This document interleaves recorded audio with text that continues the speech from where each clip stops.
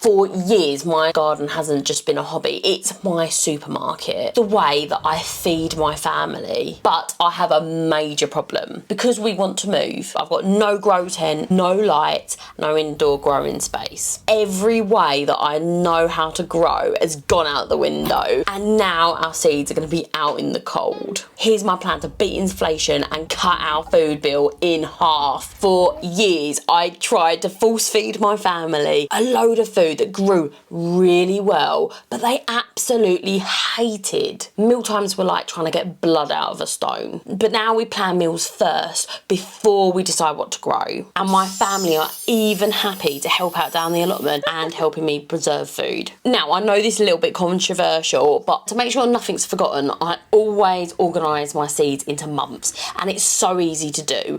All I do is check the back of the packet and I put them into one of these cheap files. And I just simply grab this month's and put last month's back, and I store them in a mouse-proof container. This means that nothing is forgotten and I'm able to sow everything at the right time. I just find it so much easier, as I've literally got it from month to month. Now, all journeys begin with the first steps, and honestly, this is where new gardeners do stumble. And that's because we need something to plant those seeds into. Most gardeners buy seed compost, and honestly, it can quickly add up. Seed compost is sold at a premium, and it can be up to £17 for a bag. And I honestly get the same size multi-purpose compost at my allotment for a £5. Honestly, it's so easy to spend more money on gardening than you do on food. I've seen 6 seedlings down the garden centre for £4 for carrots. It was like 6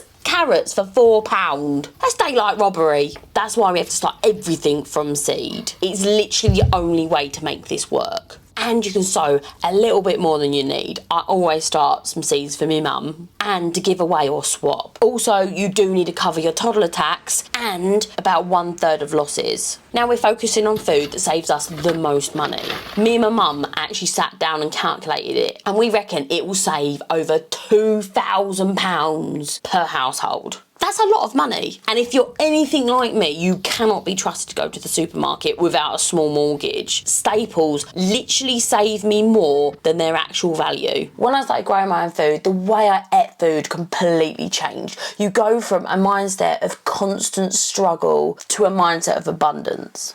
And even if you're in a small garden, even a few pots, you could shave pounds and pounds off of your shopping bills by growing things like lettuce, which can be really expensive in the supermarket. For us, it's not just sowing seeds. This is a food revolution. We're saying no to inflation and we're taking the money back.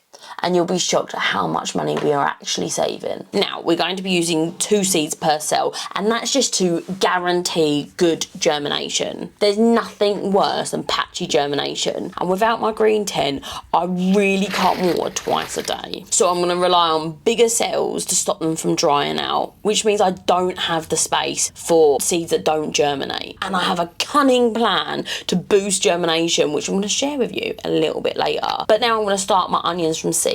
Starting onions from seeds is literally the secret to getting huge onions. And the bigger the onion, and the easier it is to store. And big onions store so well. But to be honest, our onions were a little bit of a fail this year, just because we ran out in January. But they're going to be the backbone of our canning and our cooking next year. Onions can store for a long time if cured and stored correctly. And organic Spanish onions can be really expensive, between £3 and £4 per kilo. So having them not only saves us money, but also means that we have big quantities for canning. And we need kilos and kilos of produce for canning season. Everything we sow now is going to feed our food security next year. These are going to be the backbone of our meals. Now, a common trap for new gardeners is to start their seeds all at once, and I totally get it. I'm chomping at the bit to start my tomatoes, popcorn, etc. When I first started growing, I started everything in December. By May, I'm telling you, I was planting out these massive plants, and most of them were damaged or stunted because I had to heft them out every day to harden them off. And not to mention all the money I wasted on compost. It was definitely more expensive than just going to the shops, and I vowed that year that I'd never do it again. And to be honest, this year, although I'm tempted, I really don't have the space. Really need those days to get a little bit longer before I start off things like tomatoes, because I want good, healthy seedlings. This is my hack for good germination. I'm going to cover all my seed trays in cling film. This is literally something my grandma swore by. And the woman had perfect germination, I'm telling you. This locks in the moisture and keeps the soil a little bit warmer. But you have to remove it as soon as those little sprouts come up, because poor circulation is the perfect environment for diseases. And bonus, all of that plastic wrap can be reused. But that's not all. We're also going to put them on heat mats until they germinate. Now, this is a little modern touch, will really kickstart our seedlings, increase germination and give us a great head start. But if you don't have one, that's absolutely fine. An airing closet on top of a radiator or even a warm windowsill works perfectly. Just make sure they don't dry out. But seed mats do give you faster and more reliable germination. They're absolutely perfect for warm London crops like your tomatoes, eggplants, cucumbers, anything that requires a high temperature to germinate. The reason why I'm excited to use it is because we can use it in a cold garage, which would slow down germination dramatically.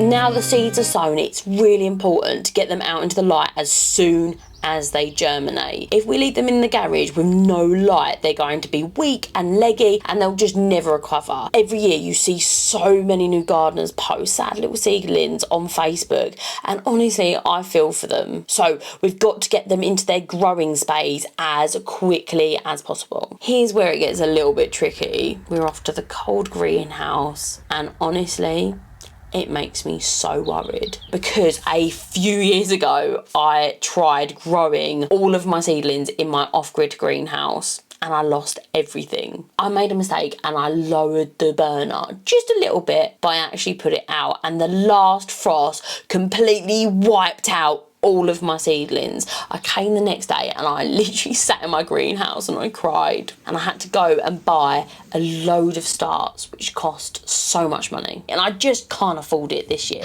But first, we honestly can't get a flame near this greenhouse without it going up like a Guy Fawkes. I'm not gonna lie to you, my greenhouse honestly looks like something for out of Holders and not Gardener's World. But I wanted to show you an honest look at my life. This is what a greenhouse looks like when you've got 2 kids, you homeschool, you've got chickens, a dog, and you're running an urban homestead. Over the summer, this greenhouse becomes a dumping ground. And yes, I could have cleaned it and not shown you. For all of you out there who have a greenhouse or a shed like mine, you're not alone. Every summer, I dump everything in the greenhouse and I completely forget about it. The issue I have is that it's winter, so I still have winter crops in the ground, but I have an absolute ton of cardboard just waiting and raring to do those beds. Not to mention all the harvesting baskets, little punnets that I collect throughout the season, and a trillion pots. Most of this stuff I get for free, and honestly, I just can't say no. Now, heating the greenhouse isn't going to be straightforward because there's no electricity, but this is the easiest and cheapest off-grid way to heat it that I could think of, that wouldn't end with my poor plants being frozen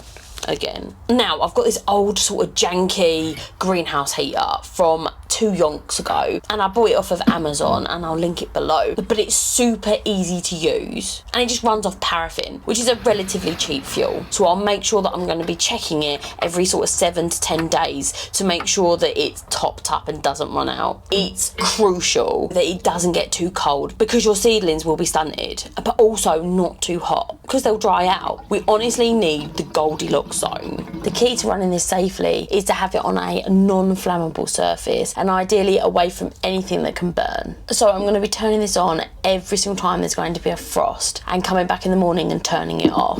These can run for a couple of days at a time, but you can't run them continuously safely. So a tank can last for weeks. It is amazing to see how quickly this little heater heats up the whole greenhouse. Now, the only thing that I am a little bit concerned of is that this heater will produce a gas that is actually quite toxic to plants, such as sulfur dioxide, dioxide, nitrogen oxide and ethylene, which can actually damage the plants. Also carbon monoxide, which is toxic to humans. So it's really important that we have an air vent, which this greenhouse does have, and that I'm making sure that it's getting well ventilated when I come and visit. But I'm not just going to rely on this old rusted greenhouse heater. I've got another trick up my sleeve, and that is thermal mass. And they said that I would never use my science degree in real life.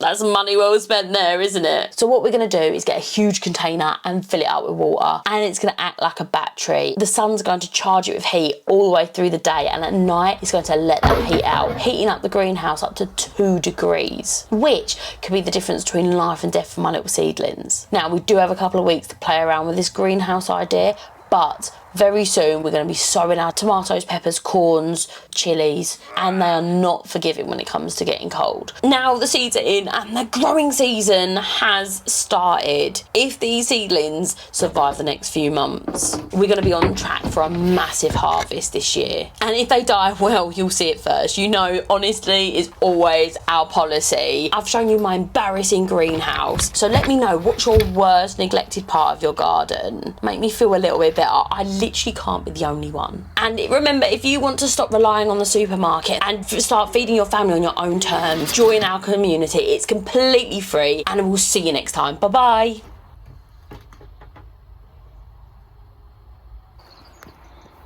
You got stuff today. Bye bye.